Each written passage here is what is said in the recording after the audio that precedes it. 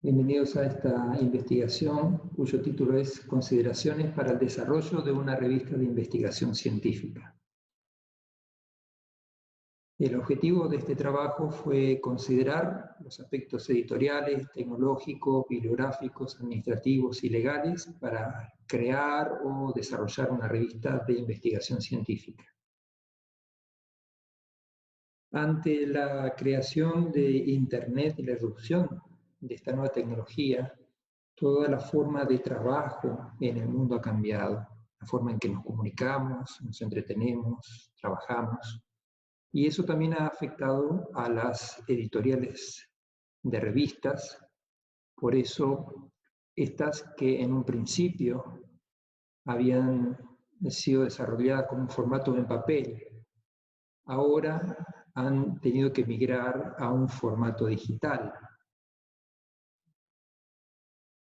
Ahora bien, hablamos de revistas en general, y en este trabajo nos vamos a concentrar en journals o revistas de investigación, que pueden ser definidas como una serie editorial dirigida a una comunidad científica que publica periódicamente materiales académicos originales sujetos al arbitraje de expertos.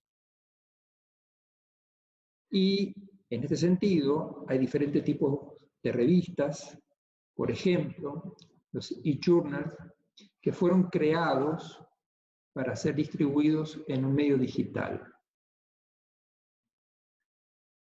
El EP Journal, a diferencia del anterior, es una publicación digital prioritariamente, pero que realiza una limitada tirada de revistas en papel, con fines académicos, de distribución, de compartir entre bibliotecas de instituciones de educación superior. Aquí tenemos un ejemplo de este tipo. Vemos aquí que se encuentran dos tipos de ISSN, uno para la versión impresa y otro para la versión digital online. Otro tipo es el PE Journals, donde la publicación se realiza prioritariamente en papel, pero que ahora cuenta con una versión digital. Es el caso de esta revista que estamos mirando en este momento, y esta es su versión digital.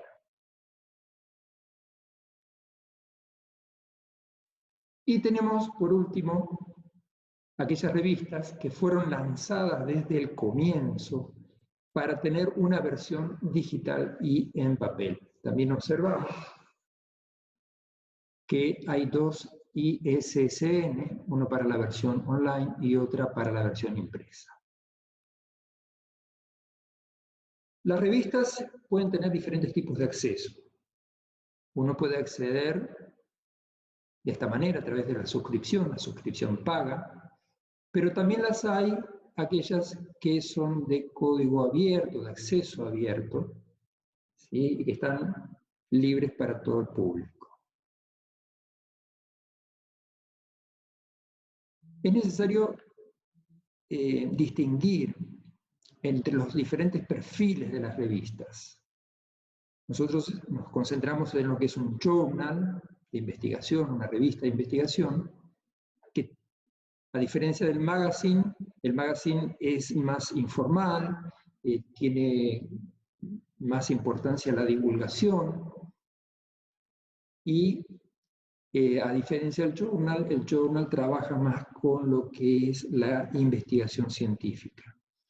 Pero hay un tipo más mixto, podríamos decir, que es el e-magazine técnico-científico, en el cual, por ejemplo, se dan estrategias, recomendaciones didácticas, y es muy consultado, ¿sí?, por profesionales, pero no tiene el mismo rigor que el journal.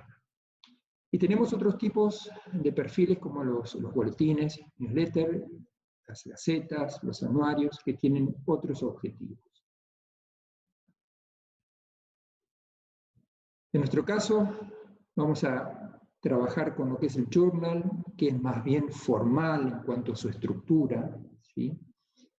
busca publicar material inédito, y una de las características principales es que el journal es arbitrado, y es lo que le da calidad, ¿no? Es la evaluación que tiene el artículo para ser compartido en la comunidad científica. En este trabajo vamos a considerar diferentes aspectos. Luego de esta introducción vamos a ver aspectos editoriales, tecnológicos, bibliotecológicos, financieros y administrativos y aquellos de carácter legal. Vamos a comenzar con los aspectos editoriales. En primer lugar, dijimos hace un momento que hay diferentes tipos de revistas o perfiles, y justamente esto es un aspecto que tendrá que decidir quien quiera crear una revista. ¿Qué tipo de journal va a hacer? ¿Va a ser una edición puramente digital, una mezcla entre digital e impresa desde el inicio, o va a ser una transformación, ¿verdad?, desde lo impreso a lo digital o viceversa?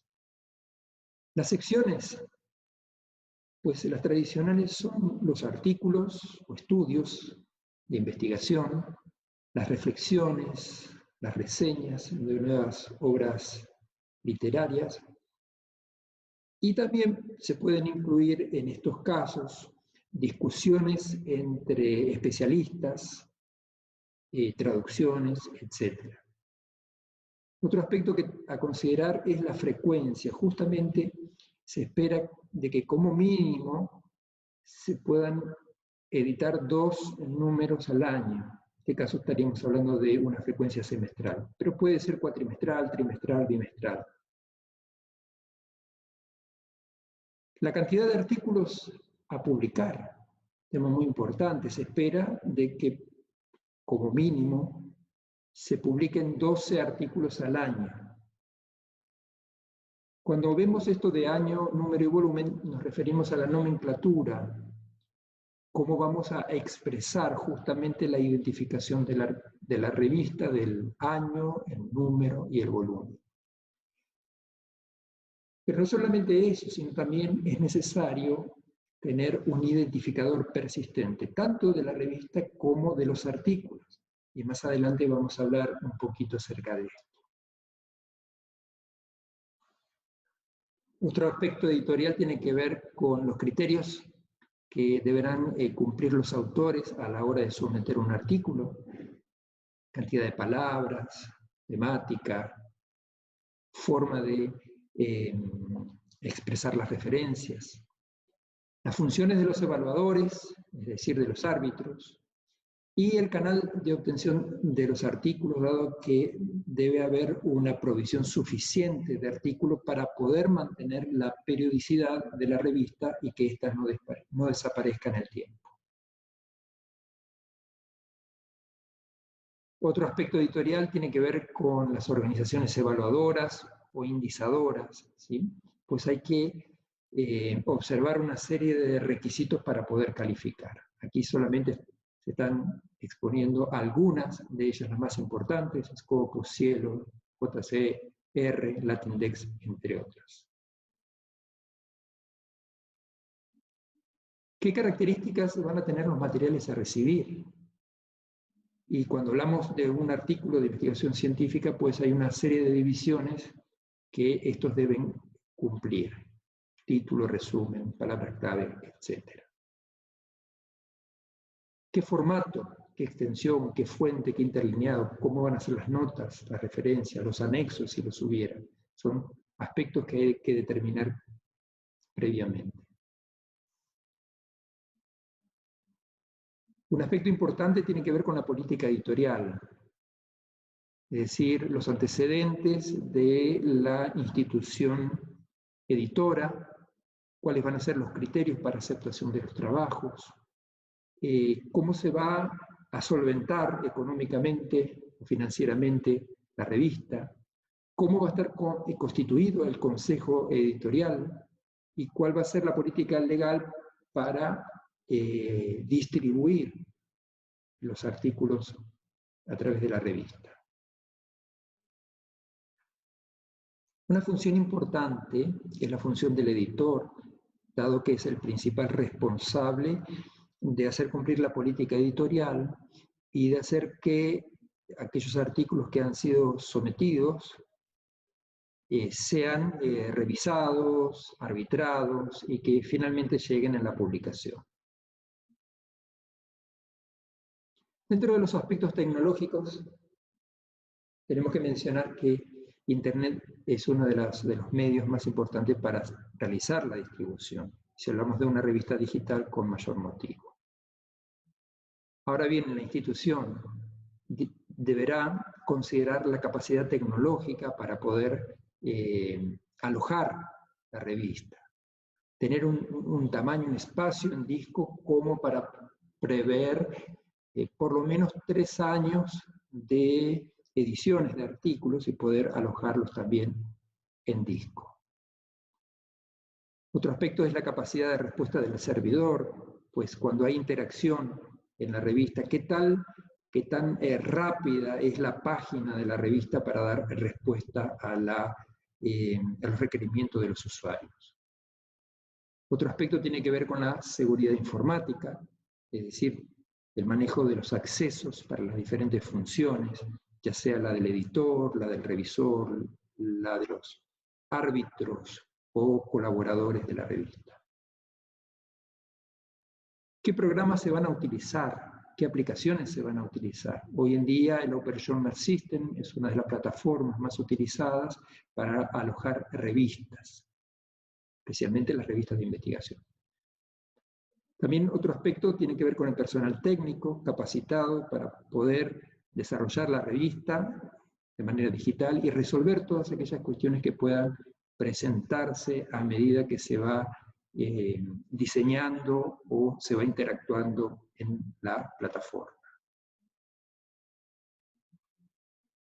Otro aspecto tecnológico tiene que ver con el layout, es decir, la distribución de los espacios en la página. También tiene que ver con las zonas, es decir, zonas para el resumen, para los autores, para el abstract, etc. Todo un trabajo previo que tiene mucho que ver con el diseño gráfico. Otro aspecto técnico tiene que ver con la disposición de una URL para acceder a la revista y que ésta se pueda navegar, ¿no?, a través de los diferentes navegadores conocidos. Y un aspecto importante es que la revista debe cumplir con normas de calidad, normas ISO, referidas a publicaciones. Cuando ingresamos a una página de una revista, un aspecto importante tiene que ver con el acceso y la búsqueda. Puede realizarse búsqueda del título, de una palabra del título o de los autores y que sea fácilmente identificable el artículo que estamos buscando. Otro aspecto tecnológico es la identidad gráfica, que debe ser persistente en el tiempo, hasta un nuevo rediseño, de tal manera que al mirar una revista podamos identificar rápidamente de qué revista estamos hablando. Un aspecto importante también es la resolución con la cual se va a realizar la página. Y ya pasamos a los aspectos bibliográficos.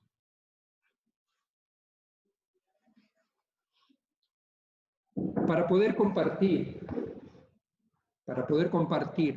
los datos de una revista, se utilizan metadatos, especialmente los más usados son los del Dublin Core.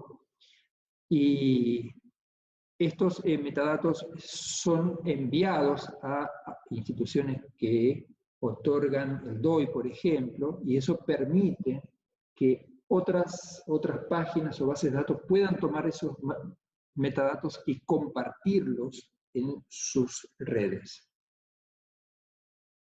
Otro aspecto bibliográfico tiene que ver con el idioma, dado que aquí en estas latitudes publicamos en español, pero para que pueda tener una mayor llegada al mundo académico es necesario que tanto el resumen como palabras claves también estén en inglés.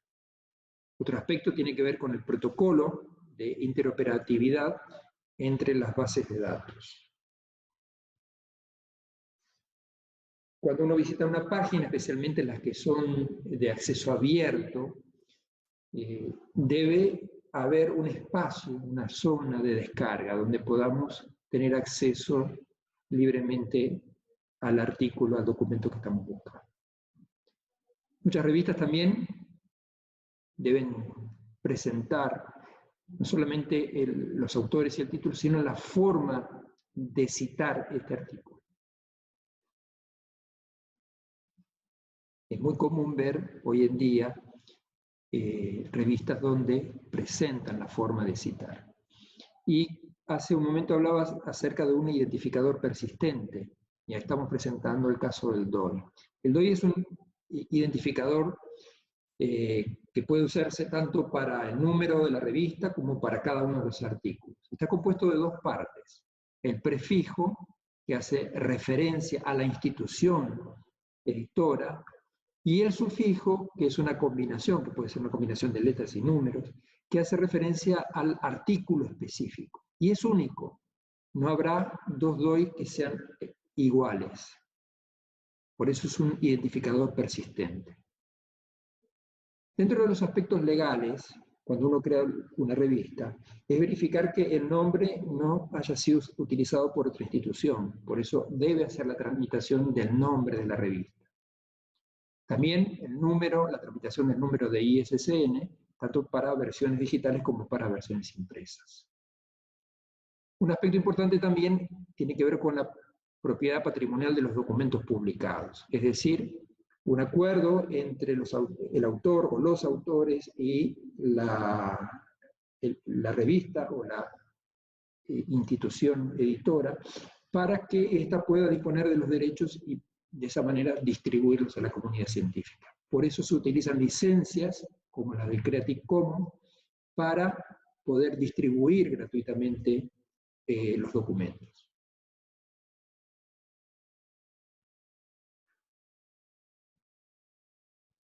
Quiero detenerme un poquito en el tema del factor de impacto, dado que todos estos cambios tienen que ver con hacer que una revista, un artículo pueda ser visible en la comunidad y de esa manera llegar a los usuarios para que los citen.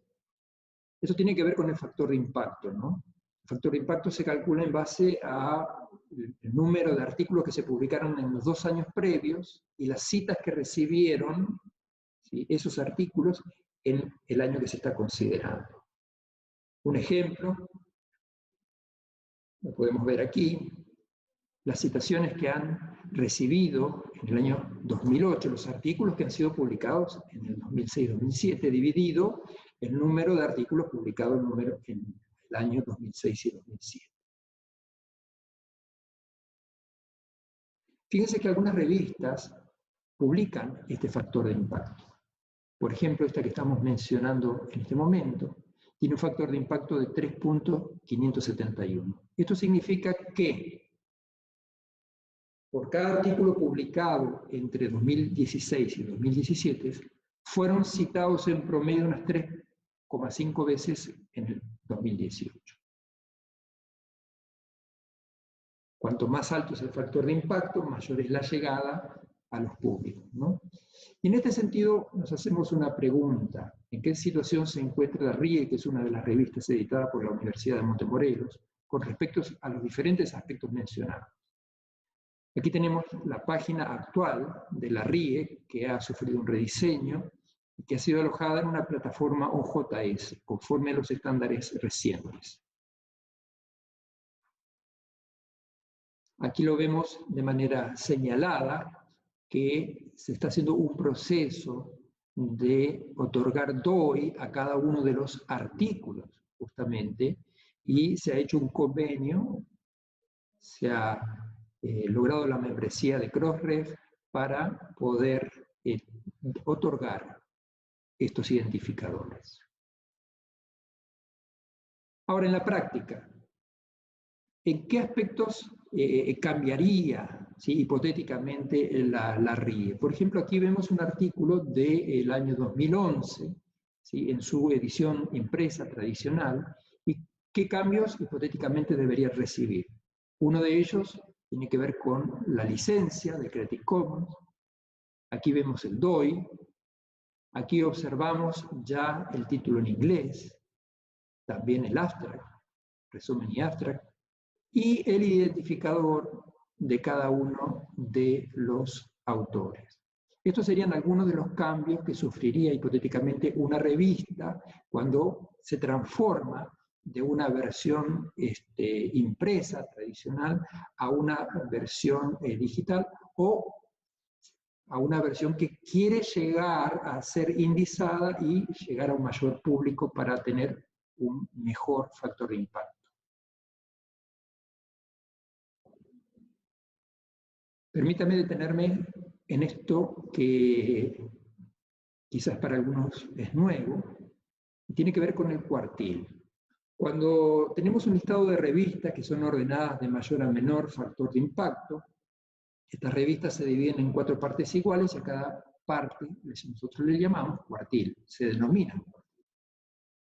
Por ejemplo, aquí estamos observando una base que es de Simago, donde tenemos todas las categorías, todas las materias, las áreas de conocimiento en América Latina, ¿sí?, de revistas, y están ordenadas aquí en base a un índice. Este no es el factor de impacto, dado que Simago establece otro índice que es diferente al factor de impacto, aunque comparte algunas características en común.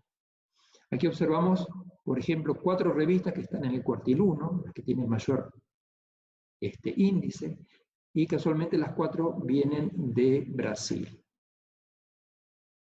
Si cambiamos la búsqueda, por ejemplo, de todas las categorías solamente en México, vamos a observar que las primeras revistas ya pertenecen al cuartil 2, ninguna ingresó en el cuartil 1. El índice es menor a 1. Y como dijimos recién, todas corresponden a México.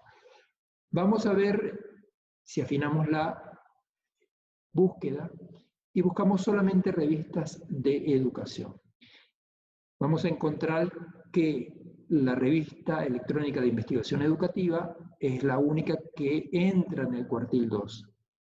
Luego todas las que siguen vienen en el cuartil 3 y ya empezamos con el cuartil 4.